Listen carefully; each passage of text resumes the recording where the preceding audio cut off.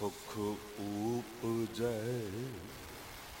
फिर दुख न लगै आए। जमन मरना मिट गया कालै का किछ न बसाए। जमन मरना मिट गया कालै का किछ न बसाए। शब्दावतार बाणी दे बोहित जुगोह जुग अटल परम सन्मान योग परम सत्कार योग चवर छतर तखत के मालिक साहिबे इकबाल साहिबे बरकत साहिबे कमाल मुर्शदे कामल कामले रहबर रोशने चिराग नूरे नज़र पीरां दे पीर बाबियां दे बाबे जोगियां दे जोगी नाथां दे नाथ रहबरां दे रहबर गुरुआं दे गुरु धन धन पिता साहिब गुरु ग्रंथ साहिब जी दी पावन हजूरी तो महान सतगुरु शहीदां दे सरताज सतगुरु तेग बहादुर हिंद दी चादर सगल सृष्ट पै ढापी चादर ऐसे महान सतगुरु जी दे पावन शहीदी अस्थान गुरुद्वारा सीसगंज साहिब तो गुरु की कथा सुन रही सन्मान योग सत संगत जीओ। गुरु की बख्शी फतेह बुलाओ। वाहिगुरु जी का खालसा वाहिगुरु जी की फतेह। अज दा ये पावन गुरमत समागम जो गुरुद्वारा सीसगंज साहिब विखे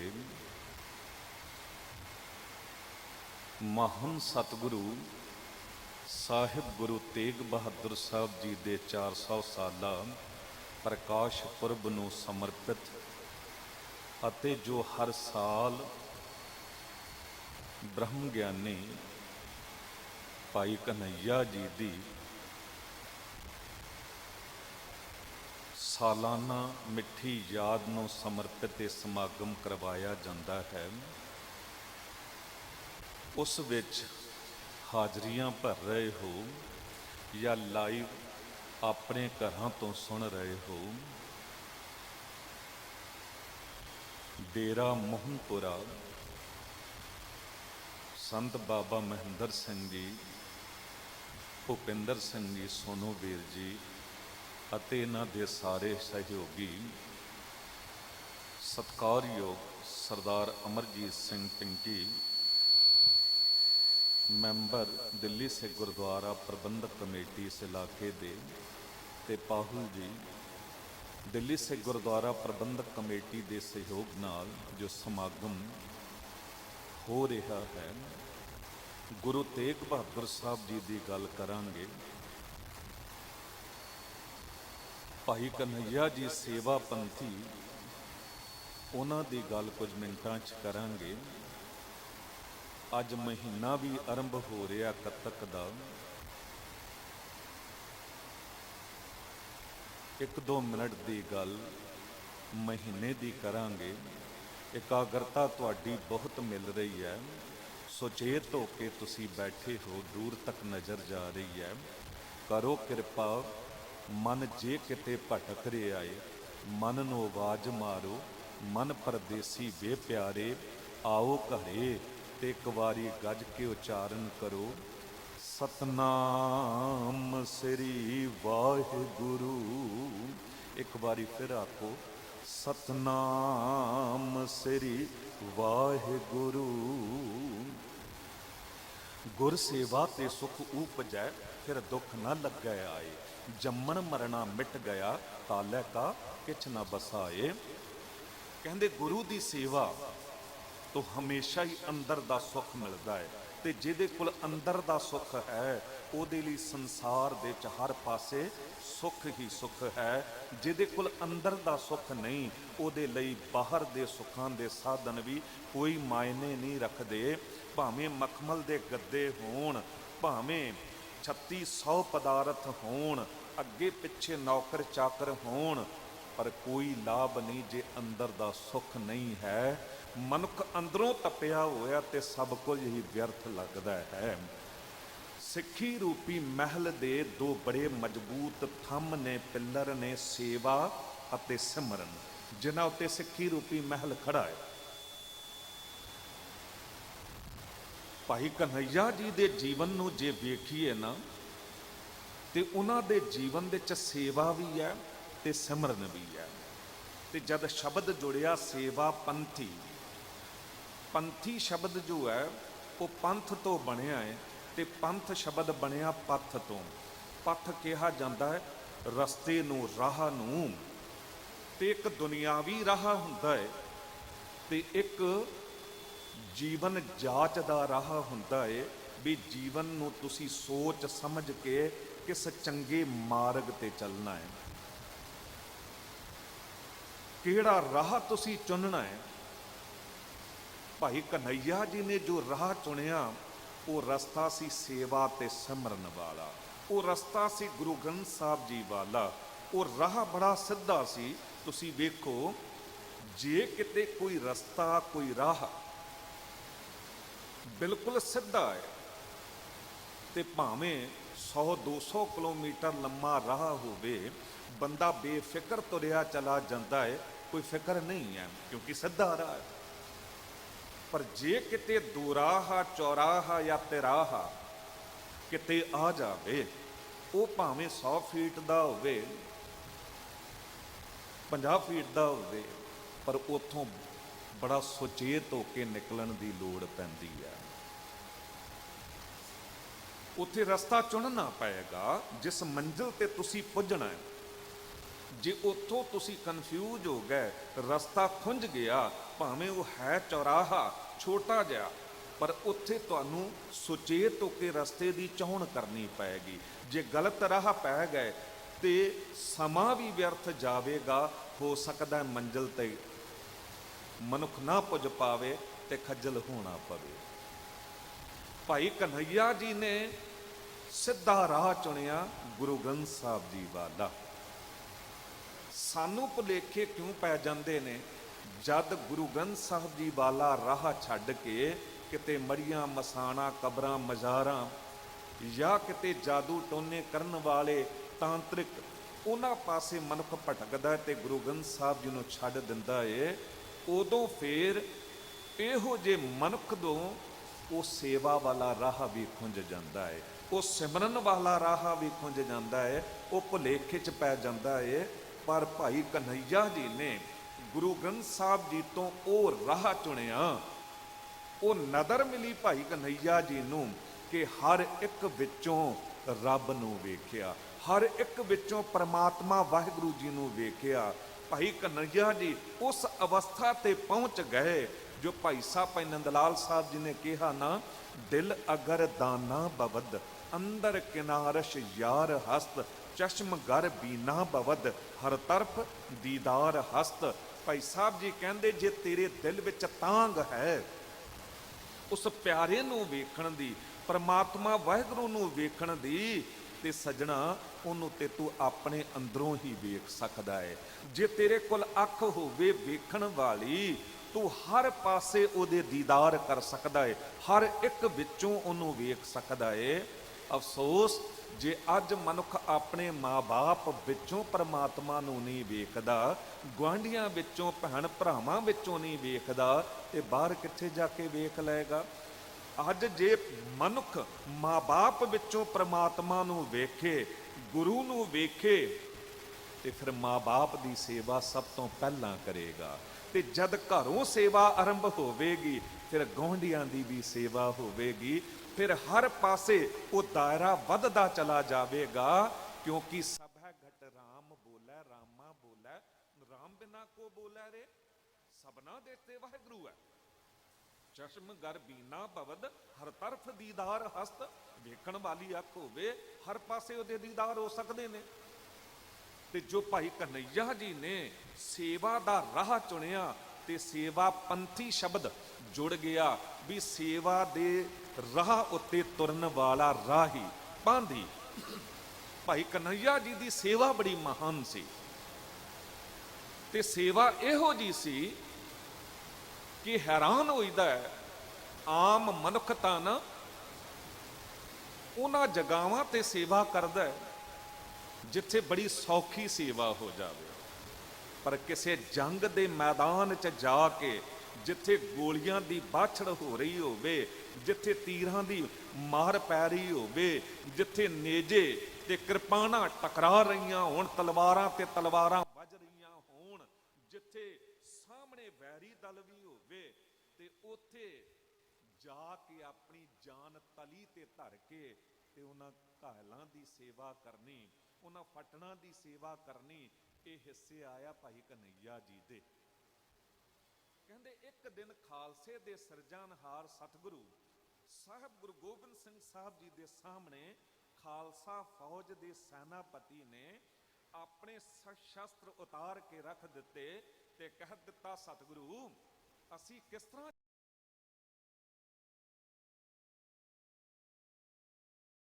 ਗੁਰੂ ਗੋਬਿੰਦ ਸਿੰਘ ਸਾਹਿਬ ਜੀ ਨੇ ਕਿਹਾ, ਹੋਸ਼ ਸੰਭਾਲ ਸਿੰਘਾ, ਤੂੰ ਕਿਸ ਨੂੰ ਗੱਦਾਰ ਕਹਿ ਰਿਹਾ ਹੈ? ਕਹਿਣ ਲੱਗੇ, ਸਤਿਗੁਰੂ ਮੈਂ ਆਪਣੀ ਅੱਖਾਂ ਨਾਲ ਵੇਖਿਆ ਭਾਈ ਕਨ੍ਹੱਈਆ ਜੀ ਨੂੰ।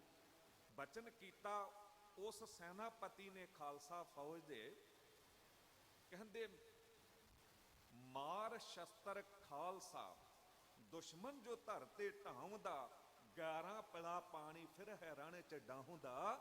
ਮੈਂ ਤੇ ਆਪ ਵੇਖਿਆ ਅੱਖਾਂ ਨਾਲ ਭਾਈ ਸਾਹਿਬ ਜੀ ਨੂੰ ਵੀ ਅਸੀਂ ਬੜੇ ਯਤਨਾਂ ਦੇ ਨਾਲ ਵਾਰ ਕਰਕੇ, ਜਾਨਾਂ ਹੂਲ ਕੇ, ਜਦ ਸਾਹਮਣੇ ਉਹਨਾਂ ਮੁਗਲਾਂ ਨੂੰ ਧਰਤੀ ਤੇ ਸੁੱਟਦੇ ਆ ਘਾਇਲ ਕਰਕੇ, ਤੇ ਭਾਈ ਕਨ੍ਹੱਈਆ ਜੀ ਉਦੋਂ ਹੀ ਉਹਨਾਂ ਦੇ ਮੂੰਹ 'ਚ ਪਾਣੀ ਪਾ ਕੇ ਤੇ ਉਹਨਾਂ ਨੂੰ ਤਰੋਤਾਜ਼ਾ ਕਰਕੇ ਖੜਾ ਕਰ ਦਿੰਦੇ ਨੇ।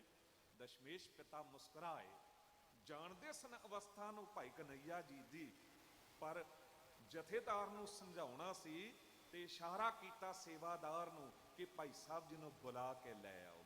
ਜਦ ਬੁਲਾ ਕੇ ਲੈ ਕੇ ਆਏ, ਸਤਿਗੁਰੂ ਜੀ ਦੇ ਸਾਹਮਣੇ ਆਏ ਭਾਈ ਸਾਹਿਬ, ਭਾਈ ਕਨ੍ਹੱਈਆ ਜੀ, ਸਤਿਗੁਰੂ ਜੀ ਨੇ ਕਿਹਾ ਕਿ ਭਾਈ ਸਾਹਿਬ, ਜਥੇਦਾਰ ਤੁਹਾਡੀ ਸ਼ਿਕਾਇਤ ਕਰਦਾ ਕਿ ਤੁਸੀਂ 11 ਨੂੰ ਪਾਣੀ ਪਿਲਾਉਂਦੇ ਹੋ।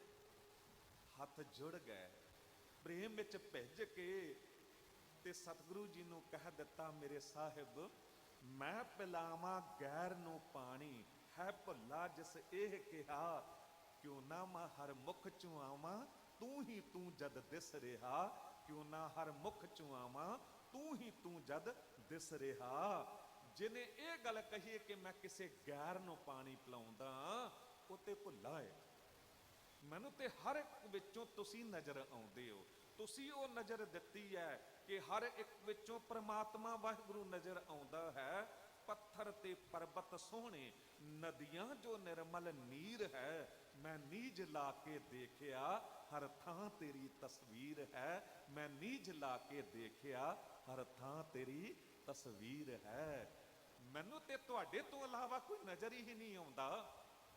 ਸਤਿਗੁਰੂ ਸਾਹਿਬ ਗੁਰੂ ਗੋਬਿੰਦ ਸਿੰਘ ਸਾਹਿਬ ਜੀ ਮੁਸਕਰਾਏ ਤੇ ਘੁੱਟ ਛਾਤੀ ਨਾਲ ਲਾ ਕੇ ਕਹਿ ਦਿੱਤਾ, ਭਾਈ ਸਾਹਿਬ ਅੱਜ ਤੋਂ ਤੁਸੀਂ ਪਾਣੀ ਹੀ ਨਹੀਂ ਪਿਲਾਉਣਾ ਹੈ, ਬਲਕਿ ਮਲਹਮ ਪੱਟੀ ਦੀ ਵੀ ਸੇਵਾਵਾਂ ਕਰਨੀਆਂ ਨੇ। ਇਹ ਕਿਹਾ ਜਾਂਦਾ ਹੈ, ਕਹਿੰਦੇ ਭਾਈ ਕਨ੍ਹੱਈਆ ਜੀ ਤੋਂ ਹੀ ਰੈੱਡ ਕਰਾਸ ਉਸ ਸੰਸਥਾ ਦੀ ਵੀ ਸ਼ੁਰੂਆਤ ਹੋਈ ਜੋ ਅੱਜ ਪੂਰੇ ਵਰਲਡ ਦੇ ਵਿੱਚ ਸੇਵਾਵਾਂ ਕਰਦਾ। ਪ੍ਰੇਰਣਾ ਜੋ ਹੈ ਉਹ ਭਾਈ ਕਨ੍ਹੱਈਆ ਜੀ ਹੀ ਸੀ। ਲਗਭਗ ਸਨ 2000 ਦੀ ਗੱਲ ਹੈ। 10 ਅਮਰੀਕਾ ਰਿਚਮੰਡ ਹਿੱਲ ਗੁਰਦੁਆਰੇ ਕਥਾ ਦੀਆਂ ਸੇਵਾਵਾਂ ਚੱਲ ਰਹੀਆਂ ਸਨ। ਉੱਥੇ ਗੁਰਦੁਆਰਾ ਸਾਹਿਬ ਨੂੰ ਅੱਗ ਲੱਗ ਗਈ ਤੇ ਉਦੋਂ ਬੜੇ ਮੁਸ਼ਕਲ ਦੇ ਨਾਲ ਹੀ ਜਾਨਾਂ ਬਚੀਆਂ ਸਨ। ਪਰ ਉੱਥੇ ਸਭ ਤੋਂ ਪਹਿਲਾਂ ਜੋ ਸੇਵਾ ਲਈ ਸੰਸਥਾ ਪਹੁੰਚੀ ਉਹ ਰੈੱਡ ਕਰਾਸ ਵਾਲੇ ਸਨ। ਉਹਨਾਂ ਨੇ ਆ ਕੇ ਬੜੀਆਂ ਸੇਵਾਵਾਂ ਨਿਭਾਈਆਂ।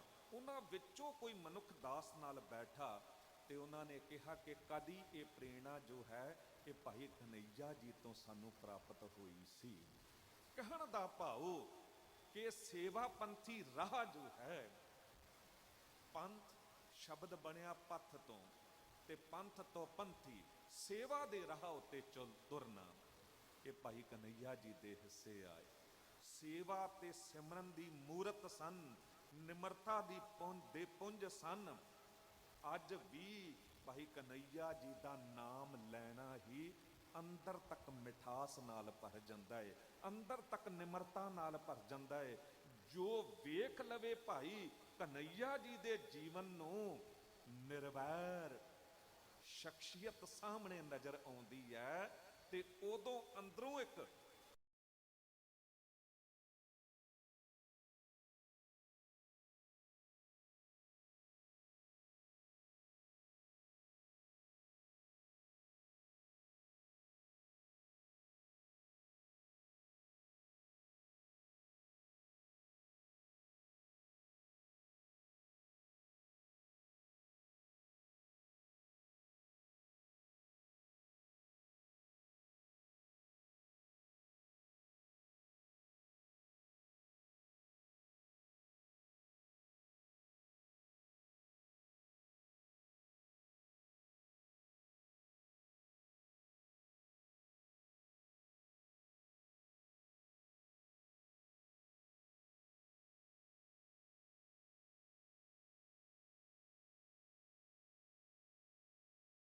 ਇਸ਼ਤਿਹਾਰ ਪੜਿਆ, ਮੈਨੂੰ ਬਹੁਤ ਚੰਗਾ ਲੱਗਾ ਵੀ ਸ਼ੁਰੂਆਤ ਹੋ ਗਈ 400 ਸਾਲਾ ਪ੍ਰਕਾਸ਼ ਦਿਹਾੜੇ ਨੂੰ ਸਮਰਪਿਤ ਪ੍ਰੋਗਰਾਮਾਂ ਦੀ ਇੱਥੋਂ ਹੀ। ਸਤ ਸੰਗਤ ਜੀ, ਬੇਨਤੀ ਕਰਦੇ ਹਾਂ, ਗੁਰੂ ਤੇਗ ਬਹਾਦਰ ਸਾਹਿਬ ਜੀ ਦਾ ਦੇਣਾ ਅਸੀਂ ਦੇ ਨਹੀਂ ਸਕਦੇ। ਅੱਜ ਜੇ ਹਿੰਦੂ ਭਰਾ ਕਹਿੰਦੇ ਨੇ ਗਰਵ ਸੇ ਕਹੋ ਹਮ ਹਿੰਦੂ ਹੈ, ਅਸੀਂ ਕਹਿੰਦੇ ਆ ਮਾਣ ਨਾਲ ਕਹੋ ਅਸੀਂ ਸਿੱਖ ਹਾਂ, ਇਹ ਗਰਵ ਵੀ ਨਹੀਂ ਰਹਿਣਾ ਸੀ, ਇਹ ਮਾਣ ਵੀ ਨਹੀਂ ਰਹਿਣਾ ਸੀ ਜੇ ਗੁਰੂ ਤੇਗ ਬਹਾਦਰ ਸਾਹਿਬ ਸ਼ਹੀਦੀ ਨਾ ਦਿੰਦੇ। ਜੇ ਅੱਜ ਕੋਈ ਇਸ ਦੇਸ਼ ਨੂੰ ਭਾਰਤ ਵਰਸ਼ ਜਾਂ ਹਿੰਦੁਸਤਾਨ ਕਹਿੰਦਾ ਹੈ, ਨਾ ਕਹਿ ਪਾਉਂਦੇ ਜੇ ਗੁਰੂ ਤੇਗ ਬਹਾਦਰ ਸਾਹਿਬ ਬਲੀਦਾਨ ਨਾ ਦਿੰਦੇ। ਇਹ ਵੀ ਕਿਤੇ ਅਫਗਾਨਿਸਤਾਨ, ਤੁਰਕਮੇਨਿਸਤਾਨ, ਉਜ਼ਬੇਕਿਸਤਾਨ ਵਾਲੇ ਹਾਲਾਤ ਹੁੰਦੇ, ਗੁਰਦੁਆਰੇ ਤੇ ਮੰਦਰ ਨਜ਼ਰ ਨਾ ਆਉਂਦੇ। ਤੇ ਜੇ ਇੱਥੇ ਗੁਰਦੁਆਰੇ ਤੇ ਮੰਦਰ ਇਸ ਦੇਸ਼ ਵਿੱਚ ਨਜ਼ਰ ਨਾ ਆਉਂਦੇ, ਫਿਰ ਕਿਸੇ ਹੋਰ ਦੇਸ਼ ਵਿੱਚ ਵੀ ਨਜ਼ਰ ਨਾ ਆਉਂਦੇ। ਕਿਉਂਕਿ ਸ਼ੁਰੂਆਤ ਤੇ ਇੱਥੋਂ ਹੋਈ, ਬਚਾਇਆ ਤੇ ਇੱਥੋਂ ਹਿੰਦੂ ਧਰਮ ਦੀ ਰੱਖਿਆ ਗੁਰੂ ਤੇਗ ਬਹਾਦਰ ਸਾਹਿਬ ਸਤਿਗੁਰੂ ਜੀ ਨੇ ਕੀਤੀ। ਤੇ ਸ਼ੁਰੂਆਤ ਹੋ ਗਈ 400 ਸਾਲਾ ਨੂੰ ਸਮਰਪਿਤ ਸਮਾਗਮਾਂ ਦੀ। ਤੇ ਸਮਾਗਮਾਂ ਦੀ ਸ਼ੁਰੂਆਤ ਭਾਈ ਕਨਈਆ ਜੀ ਦੇ ਇਸ ਸਾਲਾਨਾ ਮਿੱਠੀ ਯਾਦ ਨੂੰ ਮਨਾਉਂਦਿਆਂ ਹੋਏ ਨੇ। ਕਦੀ ਕਦੀ ਸੋਚਦਾ ਕਿ ਯਾਦ ਮਨਾਉਣੀ, ਇਹ ਯਾਦ ਕੀ ਹੁੰਦੀ ਹੈ? ਯਾਦ ਰੱਖਣਾ ਭੁੱਲ ਤੋਂ ਵੱਡੀ ਕੋਈ ਦੂਰੀ ਨਹੀਂ, ਯਾਦ ਤੋਂ ਵੱਡੀ ਕੋਈ ਨਜ਼ਦੀਕੀ ਨਹੀਂ। ਮਨੁੱਖ ਕਾਰ ਸਕੂਟਰ ਦੀ ਚਾਬੀ ਚੱਕਦਾ, ਜੇਬ ਵਿੱਚ ਪਾ ਲੈਂਦਾ ਤੇ ਇੱਕ ਛਣ ਬਾਅਦ ਭੁੱਲ ਜਾਂਦਾ ਹੈ। ਰੌਲਾ ਪਾ ਦਿੰਦਾ ਵੀ ਚਾਬੀ ਕਿੱਥੇ, ਚਾਬੀ ਮੈਨੂੰ ਛੇਤੀ ਪੁੱਜਣਾ ਹੈ। ਸਾਰੇ ਲੱਭਦੇ ਨੇ, ਕਿਸੇ ਨੇ ਕਿਹਾ ਜੇਬ ਵਿੱਚ ਤਾਂ ਵੇਖੋ, ਕਹਿੰਦਾ ਮੇਰੀ ਜੇਬ ਵਿੱਚ ਕਿੱਥੇ, ਹੱਥ ਜਦ ਮਾਰਿਆ ਤੇ ਚਾਬੀ ਉੱਥੇ ਸੀ, ਸ਼ਰਮਿੰਦਾ ਹੋਇਆ। ਹੁਣ ਜੇਬ ਤੋਂ ਜ਼ਿਆਦਾ ਨੇੜੇ ਕੀ ਹੋ ਸਕਦਾ ਹੈ? ਪਰ ਭੁੱਲ ਵੱਡੀ ਦੂਰੀ, ਯਾਦ ਬਹੁਤ ਨਜ਼ਦੀਕੀ। ਹੋਰ ਨੇੜੇ ਦੀ ਗੱਲ ਕਰੀਏ, ਬੰਦਾ ਐਨਕ ਚਸ਼ਮਾ ਪਾ ਕੇ ਪੜ੍ਹ ਰਿਹਾ ਹੁੰਦਾ ਹੈ, ਪੜ੍ਹਦਿਆਂ ਆਪ ਹੀ ਉੱਪਰ ਕਰ ਲਈ ਮੱਥੇ ਉੱਤੇ ਤੇ ਭੁੱਲ ਗਿਆ, ਤੇ ਰੌਲਾ ਪਾ ਦਿੱਤਾ ਮੇਰੀ ਐਨਕ ਕਿੱਥੇ ਹੈ, ਚਸ਼ਮਾ ਕਿੱਥੇ ਹੈ? ਕਿਸੇ ਨੇ ਕਿਹਾ ਮੱਥੇ ਉੱਤੇ ਤਾਂ ਹੈ। ਹੁਣ ਅੱਖ ਤੋਂ ਮਸਤਕ ਦੀ ਦੂਰੀ ਕਿੰਨੀ ਕੁ ਹੈ? ਪਰ ਭੁੱਲ ਵੱਡੀ ਦੂਰੀ। ਯਾਦ ਬਹੁਤ ਨਜ਼ਦੀਕੀ ਹੈ, ਗੁਰੂ ਸਾਡੇ ਬਹੁਤ ਨੇੜੇ ਹੈ। ਗੁਰ ਮੇਰੇ ਸੰਗ ਸਦਾ ਹੈ ਨਾਲੇ, ਪਰ ਜੇ ਭੁਲਾ ਦਈਏ ਤੇ ਦੂਰੀ ਬਣ ਜਾਂਦੀ ਹੈ। ਵਾਹਿਗੁਰੂ ਬਹੁਤ ਨੇੜੇ ਹੈ, ਕਹਿ ਰਵਿਦਾਸ ਹੱਥ ਪੈ ਨੇੜੇ, ਸਹਜੇ ਹੋਏ ਸੋ ਹੋਈ। ਉਹ ਅੰਦਰ ਹੀ ਵਸਿਆ ਹੋਇਆ ਹੈ, ਦੂਰ ਨਹੀਂ ਹੈ। ਪਰ ਜੇ ਭੁਲਾ ਦਈਏ ਤੇ ਦੂਰੀ ਬਣ ਜਾਂਦੀ ਹੈ। ਭਾਈ ਕਨਈਆ ਜੀ ਨੇ ਸਾਨੂੰ ਇਸ਼ਾਰਾ ਕਰਕੇ ਸਮਝਾਇਆ ਕਿ ਪ੍ਰਮਾਤਮਾ ਵਾਹਿਗੁਰੂ ਦੂਰ ਨਹੀਂ ਹੈ, ਉਹਨੂੰ ਹਰ ਇੱਕ ਵਿੱਚੋਂ ਵੇਖਿਆ ਜਾ ਸਕਦਾ ਏ। ਜੇ ਤੁਹਾਡੇ ਕੋਲ ਵੇਖਣ ਵਾਲੀ ਅੱਖ ਹੋਵੇ, ਚਸ਼ਮਗਰ ਬੀਨਾ ਬਵਦ ਹਰ ਤਰਫ ਦੀਦਾਰ ਹਸਤ। ਜੇ ਮੈਂ ਗੈਰਾਂ ਵਿੱਚੋਂ ਵੀ ਪ੍ਰਮਾਤਮਾ ਵਾਹਿਗੁਰੂ ਨੂੰ ਵੇਖ ਸਕਦਾ, ਤੇ ਮੇਰਾ ਗੁਰੂ ਮੈਨੂੰ ਉਹ ਨਜ਼ਰ ਦੇ ਦਿੰਦਾ ਏ, ਇਹ ਵਹਿਰੀ ਮਿੱਤਰ ਸਭ ਕੀਤਿਆਂ ਨਹਿ ਮੰਗੈ ਮੰਦਾ, ਤੇ ਫਿਰ ਤੁਸੀਂ ਆਪਣਿਆਂ ਵਿੱਚੋਂ ਕਿਉਂ ਨਹੀਂ ਵੇਖ ਸਕਦੇ? ਅਫਸੋਸ ਅੱਜ ਅਸੀਂ ਆਪਣੇ ਗੁਰਸਿੱਖ ਭਰਾਵਾਂ ਵਿੱਚੋਂ ਵੀ ਪਰਮਾਤਮਾ ਵਾਹਿਗੁਰੂ ਨੂੰ ਨਹੀਂ ਵੇਖ ਪਾਉਂਦੇ ਆ, ਸਕੇ ਭਰਾਵਾਂ ਵਿੱਚੋਂ ਵੀ ਨਹੀਂ ਵੇਖ ਪਾਉਂਦੇ ਆ। ਤੇ ਅੱਜ ਸੰਗਰਾਂਦ ਦਾ ਦਿਨ ਹੈ, ਭਾਵ ਕਿ ਮਹੀਨਾ ਆਰੰਭ ਹੋ ਰਿਹਾ ਕੱਤਕ ਦਾ। ਤੇ ਕੀ ਕਹਿੰਦਾ ਕੱਤਕ? ਕੱਤਕ ਕਰਮ ਕਮਾਵਣੇ ਦੋਸ਼ ਨਾ ਕਾਹੂ ਜੋਗ। ਸਾਹਿਬ ਗੁਰੂ ਅਰਜਨ ਦੇਵ ਸਾਹਿਬ ਜੀ ਕਹਿੰਦੇ ਕਿ ਸੱਜਣਾ ਚੇਤੇ ਰੱਖ, ਕੱਤਕ ਦਾ ਮਹੀਨਾ ਹੋਵੇ ਭਾਵੇਂ ਕੋਈ ਹੋਰ ਮਹੀਨਾ ਹੋਵੇ, ਜੇ ਕਰਮ ਮਾੜੇ ਕਰੇਗਾ ਨਾ ਤੇ ਦੋਸ਼ ਕਿਸੇ ਹੋਰ ਨੂੰ ਨਹੀਂ ਦੇ ਸਕਦਾ, ਕਿਉਂਕਿ ਕਰਮ ਧਰਤੀ ਹੈ, ਤੂੰ ਜਨਮ ਲਿਆ, ਕਰਮ ਤੇ ਕੋਈ ਕਰਨਾ ਹੀ ਹੈ।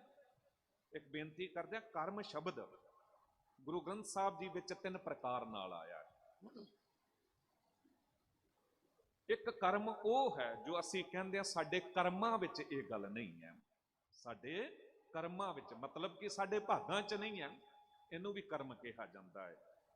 ਇੱਕ ਕਰਮ ਜੋ ਅਸੀਂ ਜੀਵਨ ਦੇ ਵਿੱਚ ਕਰਦੇ ਆ, ਬੰਦਾ ਕਹਿ ਨਹੀਂ ਦਿੰਦਾ ਵੀ ਇਹਦੇ ਕਰਮ ਬੜੇ ਮਾੜੇ ਨੇ, ਮਤਲਬ ਇਹਦੇ ਕੰਮ ਬੜੇ ਮਾੜੇ ਨੇ, ਉਹਨੂੰ ਵੀ ਕਰਮ ਕਿਹਾ ਜਾਂਦਾ ਹੈ। ਤੇ ਇੱਕ ਕਰਮ ਉਹ ਵੀ ਹੈ, ਜੇ ਤੁਸੀਂ ਕਿਸੇ ਹਿੰਦੂ ਭਰਾ ਨੂੰ ਪੁੱਛੋ ਨਾ ਵੀ ਬੜਾ ਪ੍ਰਸੰਨ ਨਜ਼ਰ ਆ ਰਿਹਾ ਹੈ, ਤੇ ਉਹ ਕਹਿੰਦਾ ਸਭ ਰਾਮ ਜੀ ਕੀ ਕਿਰਪਾ ਹੈ। ਕਿਸੇ ਸਿੱਖ ਭਰਾ ਨੂੰ ਪੁੱਛੋ ਵੀ ਬੜਾ ਖੁਸ਼ ਹੈ, ਪ੍ਰਸੰਨ ਨਜ਼ਰ ਆ ਰਿਹਾ ਹੈ, ਉਹ ਕਹਿੰਦਾ ਵੀ ਸਭ ਵਾਹਿਗੁਰੂ ਦੀ ਕਿਰਪਾ ਹੈ, ਗੁਰੂ ਦੀ ਕਿਰਪਾ ਹੈ।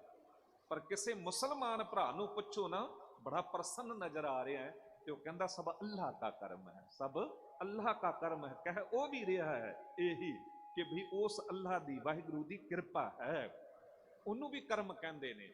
ਪਰ ਜੋ ਇੱਥੇ ਕਰਮ ਸ਼ਬਦ ਆਇਆ, ਕੱਤਕ ਕਰਮ ਕਮਾਵਣੇ ਦੋਸ਼ ਨਾ ਕਾਹੂ ਜੋਗ, ਪਰਮੇਸ਼ਰ ਤੇ ਭੁੱਲਿਆ ਵਿਆਪਨ ਸਭੇ ਰੋਗ। ਜੇ ਤੂੰ ਪਰਮੇਸ਼ਰ ਨੂੰ ਭੁਲਾ ਦਿੱਤਾ ਸੱਜਣਾ, ਤੇ ਸਰੀਰ ਨੂੰ ਸਾਰੇ ਰੋਗ ਆ ਕੇ ਚੰਬੜ ਜਾਣਗੇ, ਸਾਰੇ ਦੁੱਖ ਲੱਗ ਜਾਣਗੇ। ਫਿਰ ਤੂੰ ਰੋਵੇਂਗਾ, हजार खुशियां कम हैं, एक गम भुलाने के लिए गम एक ही काफी है, जिंदगी भर रुलाने के लिए गम एक ही काफी है, जिंदगी भर रुलाने के लिए। हजारां खुशियां सानू बहुता चिर खुश नहीं रख सकदियां, पर रोग एक लग जावे, गम एक लग जावे, मनुख नू सारी जिंदगी रोना पैंदा है। ते साहब कहंदे कर्म धरती विच तू आया ते कर्म ते कोई ना कोई करना है। हुण कर्म चंगा भी है माड़ा भी है, हुण चोण तू करनी है। भी अखां ने, अखां दा कर्म है वेखना, हुणे माड़ा भी वेखणगियां चंगा भी वेखणगियां, ये मना थोड़ा करनगियां। हुण मत तू अपनी वरतनी है कि तू वेखना किस तरह है। जिस वेले भी तू कुछ माड़ा वेखेगा उदों चेतावनी कौन दिंदा है? गुरु अंगद देव साहब जी ने कमाल दे बचन कहे ने। वो कहंदे अखां नाल ना वेख, अखीं बाझों वेखना बिन कन्ना सुनना। अखां नाल ना वेख, कन्ना नाल ना सुन, पैरीं बाझों चलना बिन हत्थां करना, पैरां नाल ना तुर, हत्थां नाल ना कर कुछ, जीभै बाझों बोलना जिहवा तो बिना बोल। इंपॉसिबल गल्लां भी अखां तो बिना किस तरह वेखिया जा सकदा है, ਕੰਨਾਂ ਤੋਂ ਬਿਨਾਂ ਕਿਸ ਤਰ੍ਹਾਂ ਸੁਣਿਆ ਜਾ ਸਕਦਾ ਹੈ, ਪੈਰਾਂ ਤੋਂ ਬਿਨਾਂ ਕਿਸ ਤਰ੍ਹਾਂ ਤੁਰਿਆ ਜਾ ਸਕਦਾ ਹੈ, ਹੱਥਾਂ ਤੋਂ ਬਿਨਾਂ ਕੀ ਕੀਤਾ ਜਾ ਸਕਦਾ ਹੈ, ਤੇ ਜੀਭ ਤੋਂ ਬਿਨਾਂ ਕੀ ਬੋਲਿਆ ਜਾ ਸਕਦਾ ਹੈ। ਗੁਰੂ ਅੰਗਦ ਦੇਵ ਸਾਹਿਬ ਜੀ ਕਹਿੰਦੇ ਨਹੀਂ, ਬੋਲਿਆ ਜਾ ਸਕਦਾ ਹੈ। ਯਾਦ ਰੱਖ, ਜੀਭ ਨਾਲ ਨਾ ਬੋਲ, ਧਿਆਨ ਨਾਲ ਬੋਲ, ਧਿਆਨ ਨਾਲ ਬੋਲ। ਕਹਿੰਦੇ ਸਨ ਨਾ ਸਿਆਣੇ, ਪਹਿਲਾਂ ਤੋਲੋ ਫਿਰ ਬੋਲੋ। ਗੋਲੀ ਦਾ ਜ਼ਖਮ ਇੱਕ ਵਾਰੀ ਭਰ ਜਾਂਦਾ, ਪਰ ਬੋਲੀ ਦਾ ਨਹੀਂ ਭਰਦਾ। 25 30 50 ਸਾਲਾਂ ਤੋਂ ਬਾਅਦ ਵੀ ਬੰਦਾ ਯਾਦ ਕਰਕੇ ਕਹਿ ਦਿੰਦਾ ਹੈ ਕਿ ਫਲਾਣੇ ਦਿਨ ਤੂੰ ਮੈਨੂੰ ਇਹ ਗੱਲ ਕਹੀ ਸੀ, ਇਤਨਾ ਕੌੜਾ ਬੋਲਿਆ ਸੀ। ਵੱਡੇ ਵੱਡੇ ਰਿਸ਼ਤੇ ਟੁੱਟ ਜਾਂਦੇ ਨੇ, ਬੋਲੀ ਦੇ ਕਰਕੇ ਕਤਲ ਹੋ ਜਾਂਦੇ ਨੇ। ਕਿਹਾ ਨਾ, नजारे कुछ ऐसे भी देखे हैं तारीख की निगाहों ने, लम्हे ने खता की सदियों ने सजा पाई, लम्हे ने खता की सदियों ने सजा पाई। एक छिन दे क्रोध च आके बंदा कुछ ऐसा बोल सामने वाले नूं बोल गया, वो बर्दाश्त ना कर सकिया, उन्हें वार कर दिता, वार नाल सामने वाला खत्म हो गया। ते फिर सामने वालियां दे रिश्तेदारां ने उन्होंने मारिया इस तरीके दे नाल ये दुश्मनियां सदियां तक चलदियां ने। एक बोल ही ते सी द्रौपदी दा, जिन्हें कह दिता दुर्योधन नूं अन्ने दा पुत्र अन्ना, ते इन्नी वड्डी महाभारत हो गई। साडे गुरु कोल की है? साडे गुरु कोल चंगे बोल ने। साडे गुरु ने ध्यान नाल बोल बोले ते ओ बोल रहंदी दुनिया तक संसार विच कायम हो गए गुरु ग्रंथ साहब जी दे रूप विच। दास जो अर्ज करिया सी कर्म भी अखां ने ते वेखना ही है, पर जिस वेले भी ये मैली दृष्टि किसी दे तन उत्ते धन उत्ते पैंदी है ते गुरु दा सिद्धांत ध्यान चेते करवाउंदा है। देख पराइयां चंगियां मामा भैणा धीआं जांदियां, परत्रीय रूप ना पेखै नेत्र, चेतावनी दिंदा ध्यान। ते जे ध्यान नाल वेख्या ते बच जावेगा। तेरा गुरु कह रहा पर धन पर दारा पर हरी, तां कै निकट बसै नर हरी। केवल दो गल्लां कमाल है जीवन दे च, पराए धन उत्ते माड़ी निगाह नहीं पाउणी, पराए तन उत्ते माड़ी निगाह नहीं पाउणी। जे दो गल्लां कमा लैंदा है ते अंदरों ही तेरे परमात्मा वाहिगुरु प्रगट हो जाता है। कहंदे कन्नां नाल ना सुन, ध्यान नाल सुन। जे कोई निंदा कर रहा है ते तू सुन रहा है, ਇਹਦਾ मतलब ध्यान नाल नहीं सुन रहा है। ध्यान ते चेतावनी दिंदा है, निंदा भली किसै की नाही, मन मुख मुगद करेन, मुंह काले तना निंदकां नरके घोर पवन। जिस गल नूं मनुख मन लवे ते निंदा क्यों करे किसी दी? जे गुरु दा सिद्धांत चेते आ जावे, ऐ श्रवणो मेरे ओ साचा सुनने नो पठाए, साचा सुनने नो पठाए, शरीर लाए सुनो सत बाणी, जित सुनी मन तन हरिया हुआ, रसना रस समाणी। कहते रस नाल रसना भर जावेगी। कहंदे पैरां नाल ना तुर, ध्यान नाल तुर। पैर ते शराबखाने वाल भी तुर पैणगे, जुआ घर वाल भी तुर पैणगे, वैश्या दे द्वारे वाल भी तुर पैणगे, पर ध्यान चेतावनी दिंदा सोदर दा टाइम हो गया, इधर है गुरुद्वारा। ते पैर चंगे पासे तुर पैणगे। ये भाई कन्हैया जी दे जो कर्म इतने चंगे हो गए, हथ पैर चंगा करन लग गए, पैर उधर तुरदे ने जिधर सेवा ही सेवा है। केवल हथ वो करते ने जो केवल सेवा ही सेवा है। सतगुर की सेवा सफल है जे को करे चित लाए। किते ना किते भगत पूरन सिंह जी वर्गियां शख्सियतां होर महान सेवावां करन वालियां महान शख्सियतां प्रेरणा स्रोत भाई कन्हैया जी बने। भाई कन्हैया जी ने प्रेरणा लई गुरुआं तो। गुरु तेग बहादुर साहब सतगुरु जी ने सेवा लई ही अपना तन ला दिता, अपना सीस ला दिता, मनुखता दी सेवा लई, इंसानियत दी सेवा लई, हिंदू धर्म दी रखिया लई। यही ते स्थान सी।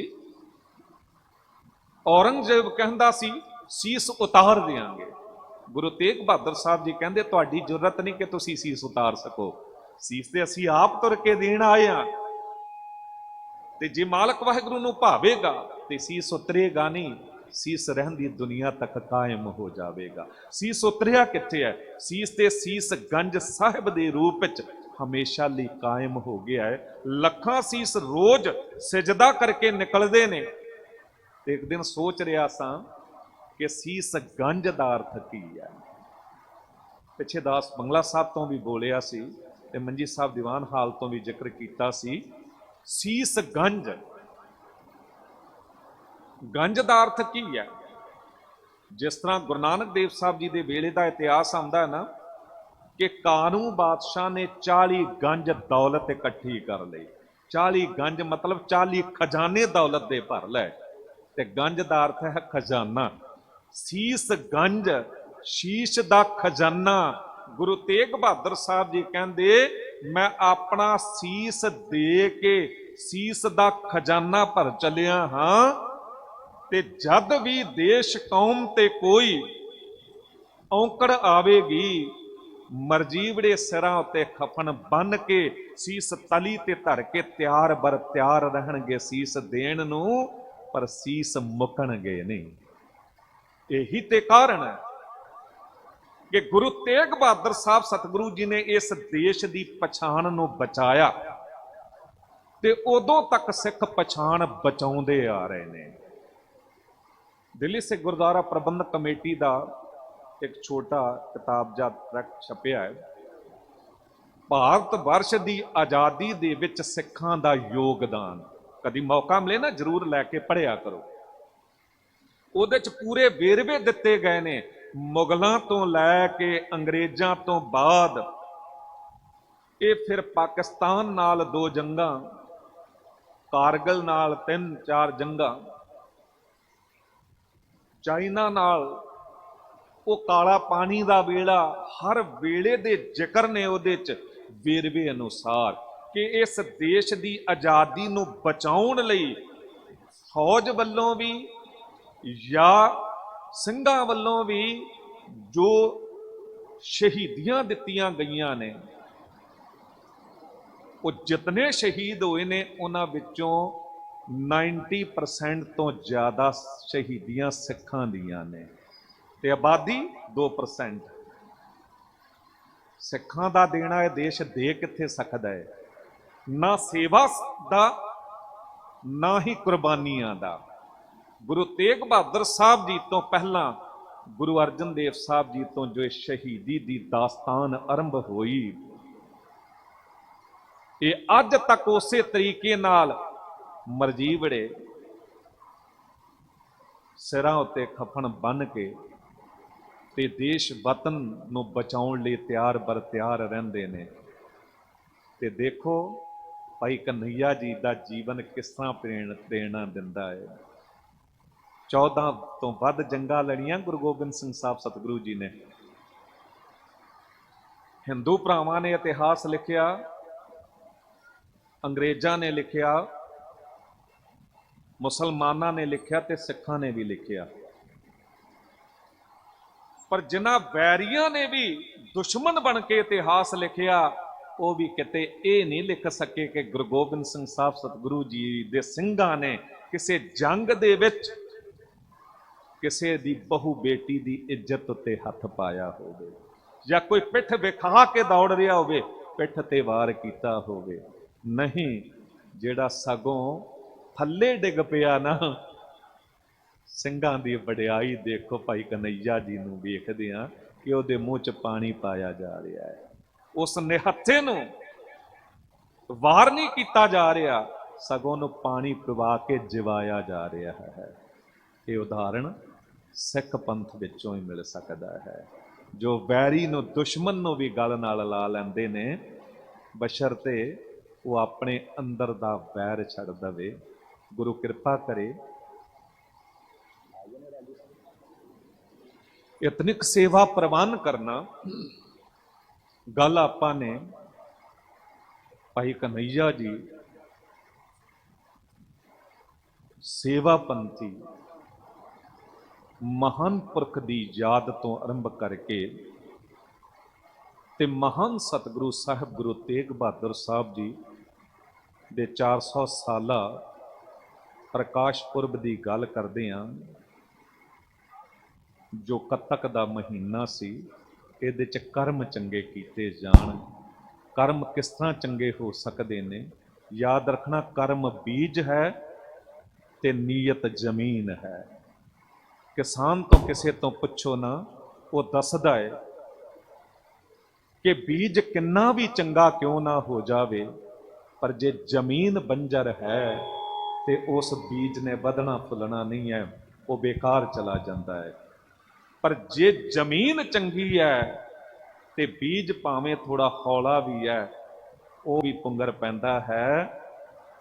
बिल्कुल इउं कि कर्म कीर्तन कथा करना, ਗੁਰਮਤਿ ਸਮਾਗਮ ਕਰਾਉਣੇ ਇਹ ਬਹੁਤ ਕਮਾਲ ਦਾ ਕਰਮ ਹੈ।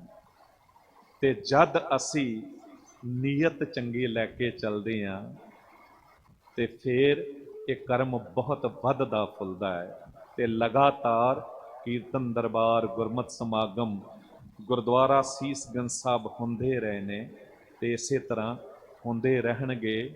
ਵਧਾਈ ਦੇ ਪਾਤਰ ਹੋ ਭਾਈ ਕਨ੍ਹਈਆ ਜੀ ਦੀ ਨੀਅਤ ਰੂਪੀ ਜ਼ਮੀਨ ਬਹੁਤ ਚੰਗੀ ਸੀ ਤੇ ਫਿਰ ਸੇਵਾ ਰੂਪੀ ਕਰਮ ਉਹ ਗੁਰੂ ਗੋਬਿੰਦ ਸਿੰਘ ਸਾਹਿਬ ਸਤਿਗੁਰੂ ਜੀ ਨੂੰ ਵੀ ਭਾ ਗਿਆ ਤੇ ਫਿਰ ਉਹ ਪਾਇਆ ਬੀਜ ਇਤਨਾ ਵਧਿਆ ਕਿ ਹਰ ਪਾਸੇ ਸੇਵਾ ਪੰਥੀ ਮਹਾਂਪੁਰਖ ਸੇਵਾਵਾਂ ਨਿਭਾ ਰਹੇ ਨੇ। ਸੋ ਸਭ ਲਈ ਸਾਂਝੇ ਤੌਰ ਤੇ ਅਰਦਾਸ ਹੈ, ਤੇਗ ਬਹਾਦਰ ਸਿਮਰੈ ਹਰ ਨੌ ਨਿਧ ਆਵੈ ਧਾਏ, ਸਭ ਥਾਈ ਹੋਏ ਸਹਾਏ, ਬੁਲਾਓ ਫਤਿਹ। ਵਾਹਿਗੁਰੂ ਜੀ ਕਾ ਖਾਲਸਾ, ਵਾਹਿਗੁਰੂ ਜੀ।